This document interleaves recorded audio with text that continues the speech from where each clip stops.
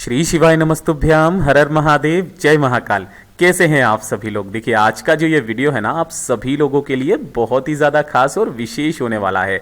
खास और विशेष इस वजह से क्योंकि आप सभी को पता है कि कल है पौष पूर्णिमा का दिन और इस बार की जो पौष पूर्णिमा है वो पड़ रही है गुरुवार के दिन। सबसे बड़ा संयोग इस दिन का ये बन रहा है कि गुरुवार के दिन शाम के समय से पुष्य नक्षत्र की शुरुआत हो रही है और पुष्य नक्षत्र के दौरान ही पौष पूर्णिमा की विशेष तिथि आने वाली है।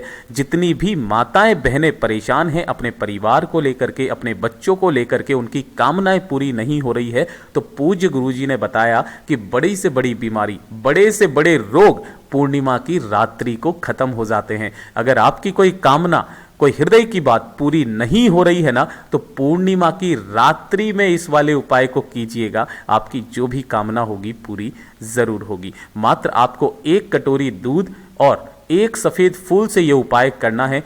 कैसे करना है सब कुछ बताऊंगा पूज्य गुरुजी की कथा से सुन करके और समझ करके आसान भाषा में आपको समझाने का पूरा प्रयास करूंगा। परंतु उससे पहले आप सबसे एक छोटी सी प्रार्थना कि जो लोग पहली बार आए हैं चैनल को सब्सक्राइब जरूर कीजिएगा और वीडियो को लाइक करके देवादिदेव महादेव जी का कोई सा भी प्यारा नाम कमेंट बॉक्स में लिखना मत भूलिएगा। इस पूरे वीडियो के अंदर हम लोग 3 महा उपायों के बारे में बात करेंगे जो कि आपकी अलग अलग कामना पूर्ति के लिए सिद्ध होंगे और जिसमें से दूसरे नंबर का उपाय आप सभी माताओं बहनों को अपने बच्चों के लिए जरूर करना है। ठीक है, सबसे पहले बात करते हैं पहले वाले उपाय की।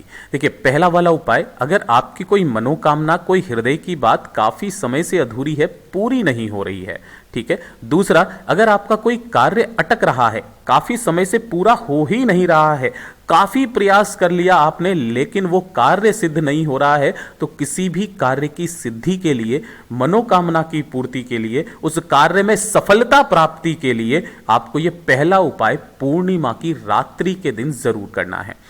बहुत अद्भुत और अचूक उपाय है, जरूर कीजिएगा। देखिए आपको इसके लिए चाहिए क्या क्या। सबसे पहले आपको चाहिए होंगे चावल।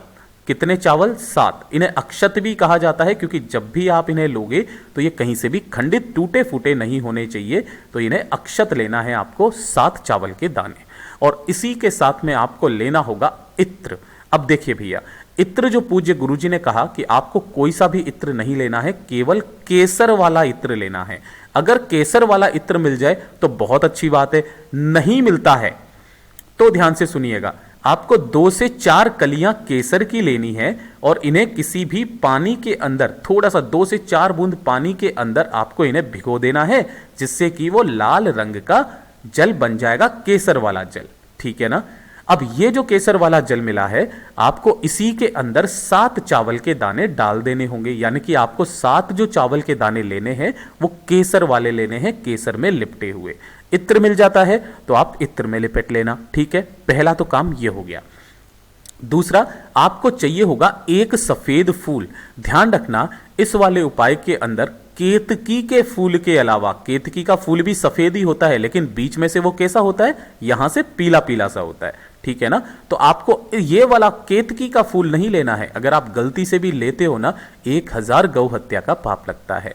तो आपको केतकी के फूल के अलावा जो सफेद फूल मिल जाए, 1 सफेद फूल आपको ले लेना है। ठीक है। और 1 लोटा शुद्ध जल अपने घर का, ध्यान रखना एकदम ताजा जल लेना है आपको। ठीक है। अब इन सभी को लेकर के आपको शाम के समय, है ना, प्रदोष काल में, जब सूर्य देवता अस्त होने वाले हों, उस समय पर आपको जाना होगा। कहां पर? देवादिदेव महादेव जी के मंदिर शिवलिंग के पास, है ना।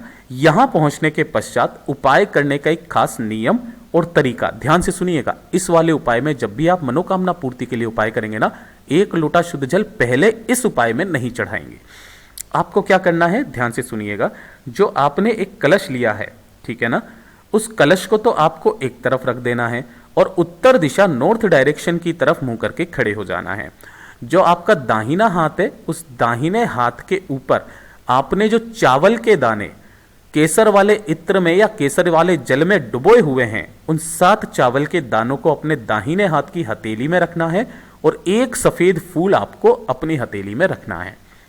उसके पश्चात आपको अपना नाम और गोत्र बोल करके महादेव जी से अपनी कामना कह करके, ध्यान रखना, अपनी कामना कह करके इस हाथ को अपने हृदय से लगा करके, मुट्ठी को अपने हृदय से लगा करके शिवलिंग के ठीक ऊपर इस सभी की सभी सामग्री को आपको छोड़ देना है। एक फूल और 7 चावल के दानों को यहां पर छोड़ देना है।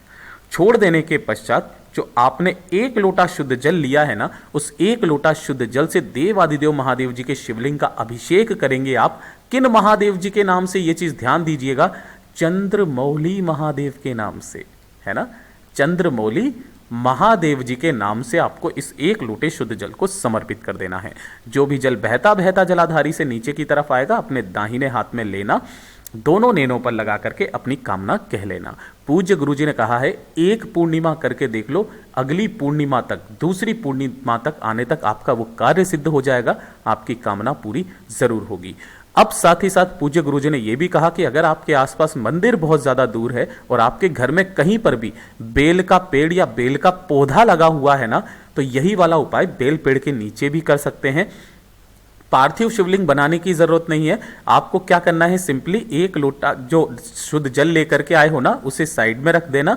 हाथ में उसी तरीके से आपको 7 चावल के दाने और 1 फूल रखना है। नाम और गोत्र बोल करके कामना करके इसी पेड़ की जड़ों में समर्पित कर देना। और जिस जगह पर आप समर्पित करेंगे ना, चंद्रमौली महादेव का स्मरण करके, शाम के समय अगर आपको चंद्रमा दिखाई दे जाए तो बहुत अच्छी बात है। इस 1 लोटे शुद्ध जल को उन्हीं सभी सामग्री के ऊपर चंद्रमौली महादेव जी के नाम से समर्पित करना। जिस जगह पर भी आपको उचित लगे उस जगह पर आप इस उपाय को कर सकते हैं। पूज्य गुरु जी का बहुत ही अद्भुत और अचूक उपाय है, जरूर कीजिएगा। अब बात कर लेते हैं दूसरे वाले उपाय की, जिसके लिए मैंने आप सभी माताओं बहनों के लिए रोका था। देखिए, अगर आपके परिवार में कोई एक ऐसा सदस्य है ना, जिसे भूलने की बीमारी है, ठीक है, कोई बड़ा भी हो सकता है, छोटा भी हो सकता है। अगर आपके परिवार में कोई बच्चा है, पढ़ाई लिखाई में कमजोर है, पढ़ाई लिखाई तो करता है लेकिन उसे याद नहीं होता, एग्जाम में जाने के बाद में वो सब कुछ भूल जाता है, उसके दिमाग में कुछ नहीं रहता, भूलने की अगर उसके बीमारी है ना, तो पूज्य गुरुजी ने कहा है, पूर्णिमा की रात्रि, किसी भी एक पूर्णिमा की रात्रि को ये वाला उपाय आपको घर पर करना होगा। देखिएगा, 50 साल पुराना भी अगर आप उससे पूछेंगे ना, तो उसके भूलने की बीमारी, उसकी याददाश्त इतनी तेज हो जाएगी जिसकी कोई हद नहीं है। आपको इसके लिए क्या करना होगा, गौ माता का दूध लेना है ना। लेकिन इस वाले उपाय में आपको गौ माता का जो दूध लोगे उसका भी एक प्रमाण है, एक नियम है। आप जहां से भी दूध लेकर के आओ तो कोशिश करना जो दूध होना चाहिए वो आगे के थन का दूध होना चाहिए, है ना। गाय के जो आगे के 2 थन होते हैं ना, इन पीछे के थनों का दूध नहीं होना चाहिए। केवल इसी का दूध आपको लेना है, जितना मिल जाए उतना ले लेना, ठीक है। और घर पर लाने के बाद में आपको उसी दूध का कोई ना कोई मिठाई, व्यंजन, कुछ भी, मावा वगैरह कुछ भी बना लेना। कुछ भी ना बनाओ तो गर्म करके उसे मीठा कर देना, ठीक है ना। और उसी को क्या करना है, जब रात्रि को 12 बज जाए, पूर्णिमा के दिन, है ना, रात्रि को 12 बजे, मैं यहां लिख भी देता हूं, रात्रि 12 बजे आपको वो जो खीर आपने बनाई या जो मिठाई आपने बनाई या जो दूध आपने बनाया, आपको चंद्रदेव की रोशनी में उस कटोरी को रख देना है, ठीक है ना। उससे पहले ही 12 बजे से आधे घंटे पहले ही रख देना और इसके ऊपर इस चंद्रमा की रोशनी को गिरने देना। अब आपके परिवार में जो भी ऐसा व्यक्ति है जिसे भूलने की बीमारी है ना, रात्रि को 12 बजे चांद को देखते हुए उसे इस मिष्ठान को, या तो ये जो मीठा दूध है या खीर आपने बनाई है या जो मिठाई आपने बनाई है ना, इस मिठाई को उसे खिला देना। फिर आप देखिएगा 1 से 2 पूर्णिमा करके देख लीजिएगा, उसकी जो भी याददाश्त होगी वो इतनी तेज होगी कि 50 साल पुराना भी अगर आप पूछेंगे ना तो उसे याद रहेगा। पूज्य गुरु जी का बहुत अद्भुत और अचूक उपाय है, जरूर कीजिएगा। अब बात कर लेते हैं तीसरे वाले उपाय की। देखिए, तीसरा वाला उपाय जो है ना, वो सभी माताएं बहनें जिनके घरों में बच्चे हैं ना, उन सभी की समस्या है कि वहां पर बच्चे क्या करते हैं, मोबाइल ज्यादा देखते हैं, है ना, टीवी ज्यादा देखते हैं, या फिर ज्यादा पढ़ाई करने की वजह से उनकी आंखें कमजोर हो गई है ना। तो आंखें अगर आपके परिवार में किसी भी व्यक्ति की कमजोर हैं, चश्मा मोटा चढ़ा हुआ है, आंखों के चश्मों का नंबर कम होने का नाम ही नहीं ले रहा है, बहुत ज्यादा दुख, तकलीफ, परेशानी है आंखों को लेकर के ना, तो जो भी पूर्णिमा पड़े उसी पूर्णिमा के दिन रात्रि को आपको क्या करना है, थोड़ी सी खीर बनानी है ना, थोड़ी सी खीर बनानी है और उस खीर को आपको एक पीपल के पत्ते पर रखना है ना। पीपल का पत्ता लेना और उसके ऊपर थोड़ी सी खीर रख देना, रख दोगे और इस पीपल के पत्ते को आपको चंद्रमा की रोशनी में खीर के साथ ही किसी भी प्लेट के अंदर रख देना। यहां पर रख दोगे, इसके ऊपर थोड़ी सी देर तक इन्हें रखे रहने देना और बच्चे को बोलना, जिस व्यक्ति के भी आंखों से संबंधित प्रॉब्लम है, रात्रि को 12 बजे चंद्रमा से नैन मिलाए कम से कम 5 से 7 मिनट, है ना। और नैन मिलाने के पश्चात 5 से 7 मिनट मिलाने के पश्चात इस पीपल के पत्ते पर रखी हुई खीर को खिला दें। महाराज पूर्णिमा के दिन करना स्टार्ट कर दीजिए, चाहे कैसा भी आंखों का रोग हो, बीमारी हो, हमेशा के लिए खत्म हो जाएगी। चंद्र महाराज जी का इतना अद्भुत परिणाम है ये। जब भी आप इसे यहां पर खाएंगे, किन महादेव जी के नाम से? चंद्रमौली महादेव जी का स्मरण करेंगे।